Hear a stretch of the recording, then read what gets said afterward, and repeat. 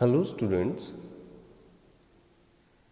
again I welcome all the standard 10 students on this online class. So previously we have discussed about that centripetal force and centrifugal force. Yes.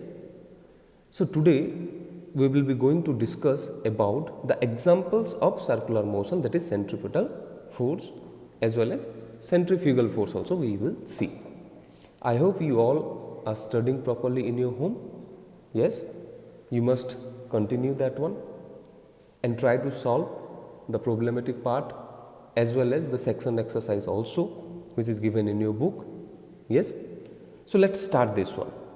First example, turning of a car on a road, that is also because of the centripetal force it is acting, that means it can happen. So when a car takes a turn on a road, it requires centripetal force. Because of the centripetal force only, that car can be turned. This force is provided by the frictional force between the tires and the road. Obviously, there will be a frictional force between the tire and the road, and a centripetal force is generated. Because of that centripetal force, that car rotate or turn. Yes, if the tires are worn out or the road is wet or icy, the frictional force reduced. Obviously, this will happen. Yes, if the road is icy and wet, or if the tires are worn out or damaged, yes, then what will happen? The frictional force reduced. If the frictional force is too less to provide the necessary centripetal force, the car starts slipping instead of turning. This will happen. You may be sometimes experienced with your bicycle also. Yes, and it can happen in a car also. Then circular motion in nature.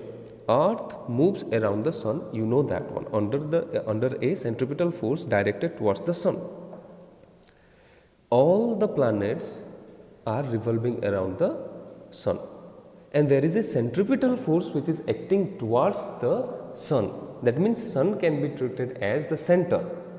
Yes, so the centripetal force is acting towards the sun, so that all the planets are revolving around the earth, revolving around the sun. This force is provided by the gravitational attraction of the sun on earth. Similarly, the moon moves around the earth under the centripetal force provided by the gravitational attraction exerted on the moon by the earth. I hope you have understood this one. Circular motion in an atom. Yes, in an atom, if we observe that one, electrons are revolving around the nucleus, and that nucleus is having both proton as well as neutron. But neutron is neutral, but proton is positively charged, electron is negatively charged. So there must be a force of attraction between that proton and electron. Yes, there also we will find out that centripetal force. Yes, in an atom, electrons continue to revolve around the nucleus in circular orbits.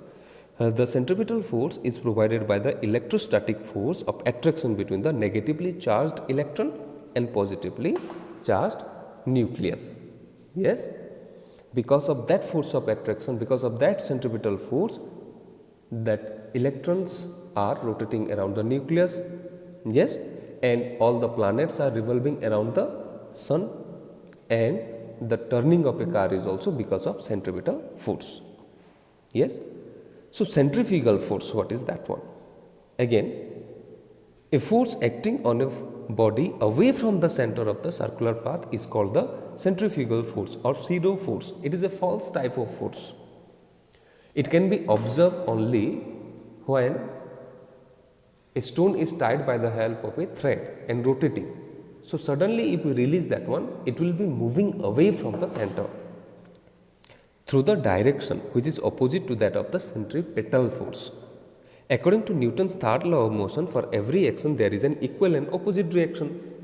Then centripetal force is acting towards the center. Obviously, to balance that one, a centripetal or pseudo force is acting away from the center, which is opposite to that of the centripetal force. That force is called as centrifugal force. Yes, the centripetal force or the action is balanced by a reaction force or the centrifugal, that is center fling force. The two forces are equal in magnitude but in opposite in direction.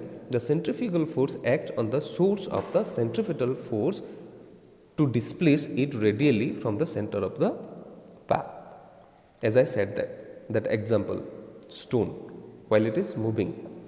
Thus, in twirling a mass on a string, the centripetal force transmitted by the string pulls in on the mass to keep it in its circular path.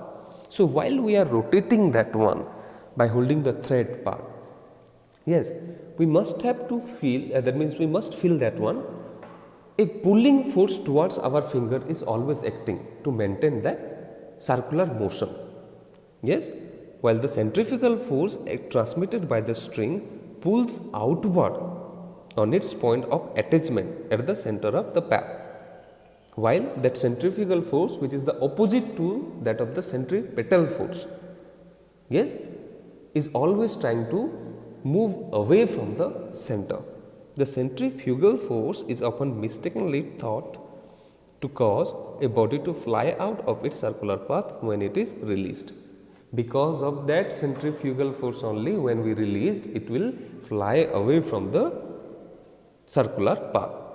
Rather, it is the removal of the centripetal force that allows the body to travel in a straight line as required by Newton's first law. If there was in fact a force acting to move the body out of its circular path, its path when released would not be the straight tangential course that is always observed.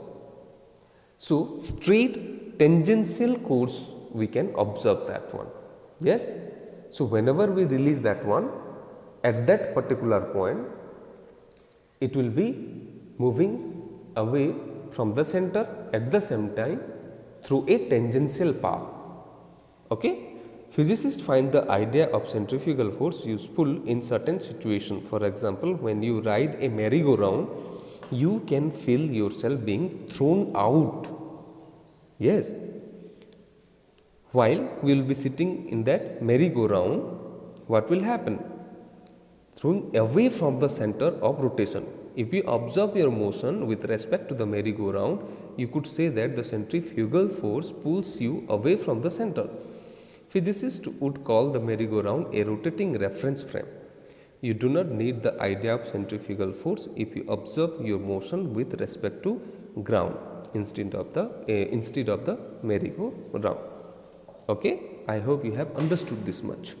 So here is a difference is given here, different type of forces, that means centripetal force and centrifugal force. Between that two forces, some differences are also given. Centripetal force can be defined as the force that keeps an object moving with a uniform speed along a circular path. But centrifugal force can be defined as the ability of an object following a curved path to fly away from the center of curvature. Then it acts along the radius of the circle from the object towards the center, and centrifugal force, it acts along the radius of the circle from the center towards the object. Then it is a real force that keeps the object from flying out, for example, satellite orbiting a planet. But it is a virtual force and is only the inertia of motion. For example, mud flying off a tire, that one is the best example, and children pushed out on a roundabout. Okay, this much only. I hope you have understood. Thank you.